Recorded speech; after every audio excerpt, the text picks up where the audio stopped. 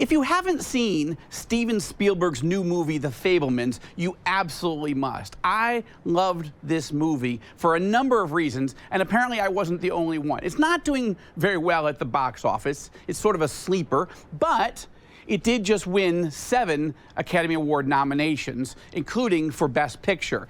And now, Steven Spielberg is an incredible filmmaker. He's inspired me, he's inspired many people, and he has won 3 Academy Awards before. He won for Best Directing for Saving Private Ryan. Loved that movie. And of course, for Schindler's List, it was an amazing, amazing film, the best Holocaust movie ever made.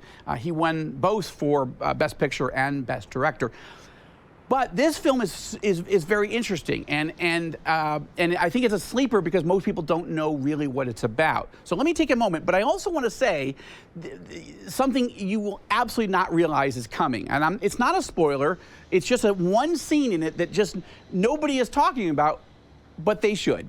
Now, big picture, what's this movie about? The Fabelmans is essentially a only slightly fictionalized version of Spielberg's real life. Okay, he sort of changed the names to protect the innocent, except everybody knows it's him, it's his family, it's his mother and father who loved each other, but then got divorced, and the pain of the young son growing up into that context, and how this young son in this family decides he wants to become a movie maker, and getting his first Super 8mm camera, and going on to becoming a director.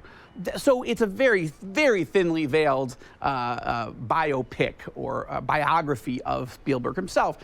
And the reason that's interesting is not just because Spielberg's an amazing filmmaker, so making a film about his own life is actually quite interesting, but because we learn things about Spielberg we just didn't know. Okay, things that he has not told us in the past, including, while we knew a little bit about the tensions and eventually the divorce between his parents, he's never really opened up on that pain and how that affected him, and the affair that his mother had with his father's best friend. It's a very interesting and complicated story in that sense. Funny at times, very, very moving, but also sad at some times.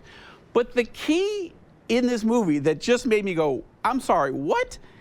Is the scene in which Spielberg's girlfriend, who's a Christian, tries to convert him from Judaism to Christianity.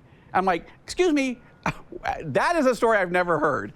And it has to be true because every element in this movie is exactly from his life. And they worked very hard. And he's told interviewers that he worked very hard to get the house to look just right, the clothing just right. Even the person that plays the fictional Spielberg looks exactly like him at that age and those ages. So this scene has to have been true. I can't think of a single reason why Spielberg, who's Jewish, and Tony Kushner, the screenwriter, very gifted screenwriter, who's also Jewish, why they would put a scene in which a Christian girlfriend tries to convert Stephen to come to faith in Jesus would be in the movie unless that really happened, okay? That is not something that I've ever seen in a biography of him or even in interviews, and I haven't seen him talk about it yet, but it'd be worth watching. It's a moving scene. Actually, it's a funny scene because she's basically telling him, I can't date you unless you love Jesus. And he's like, I'm sorry, what? He goes, how can you live without Jesus? And he's like, we've done pretty well for the last 4,000 years. Again, maybe a Jewish misunderstanding that Jesus was only around for 2,000 years, but anyway, it's still a very, very interesting scene. So that's one reason I love this movie, because I just didn't expect it. And most Jewish filmmakers don't make movies that reference Jesus at all, much less in the context of someone trying to persuade them to follow him. But the other element, and this is sort of tied in together for me, is that when I was 8 years old, that's the year that I did come to faith in Jesus as a Rosenberg, and also the year that I fell in love with movie making.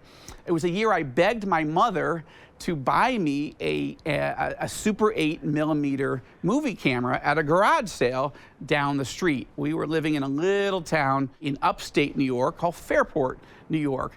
And I got this little camera and I just started making movies with my friends, which is exactly what Steven did, which is exactly what the young character playing the fictional Steven in The Fabelmans does. And so I was living vicariously through this process of watching Steven just fall in love with all the details of making movies, including, back in those days, right? It's not video, it's film. You actually have to send it away to get processed. You have to wait for it to come back. You have to physically cut it and either glue or tape it together to splice together all the edits in your movie. I loved all that because it brought back all my childhood memories. Most people don't know this, but I actually went to film school. I went to learn to write and direct motion pictures. I couldn't decide when I went to Syracuse University whether I wanted to go into documentary and news film or into major motion pictures, but it didn't really matter because I didn't do either. But that process of going to film school, first of all, I loved it. In part because I didn't have to do math or science. Okay, that was particularly a good way to circumvent some of those basic core requirements at Syracuse. But also because I really do love the process of storytelling. Now, going into filmmaking, as Steven Spielberg portrays for himself, of course, he became super successful, but the process is super hard. And basically, when I fell in love with my best friend, the girl that I went on to marry and has been married for more than 32 years, I just thought the idea of moving out to Hollywood and being poor for most of the rest of my life and not knowing how to provide for my wife didn't really seem like the gig that I wanted. So basically, filmmaking school for me was the process, less of the technical side of making movies. It was the art of telling stories. And so in the end, I went to go on to write political thrillers. And I've got a new novel coming out soon, which I'm going to tell you about very shortly. But it's just interesting to me to kind of have thought through my childhood and how from the age of 8 years old, roughly the age that Steven was, and again, I'm not comparing myself, I'm just saying I've just never seen a movie in which a very successful filmmaker tells his childhood story about what filmmaking meant to him, what storytelling meant to him, what escapism, what fantasy and just getting out of your life today into some other world, what that meant to him. I've just never seen a movie like that. And even though, thank God, my parents didn't get divorced and I didn't have those type of hardships, still, I just loved going through that process of The Fabelmans. And as you can imagine, you already picked up on, I went a different route than Spielberg, not just professionally. He's super successful, maybe me, not so much, but also that I was a Jewish kid who did come to faith in Jesus, and not because I was persuaded by a girlfriend, but because I really came to study it, the New Testament, the Old Testament, the prophecies, and came to believe it. And it changed the course of my life. And now I'm on Christian television. Who knew? And now I'm writing for All Israel News and All Arab News, where our primary target, of course, are followers of Jesus, evangelicals here and around the world, but not exclusively. We want Jews and Muslims and people of no faith and different faiths and any faith to understand what's happening here through our reporting. So I want to encourage you to watch The Fabelmans. The Academy Award nominations are great. There were 7 of them. He got a raft of other nominations for about 24 or so from other major award programs. But even if it didn't get any awards, I would still encourage you to watch this film. It's fascinating. It's very personal. And I found it very moving as well as hilarious. The Fabelmans in your movie theaters now.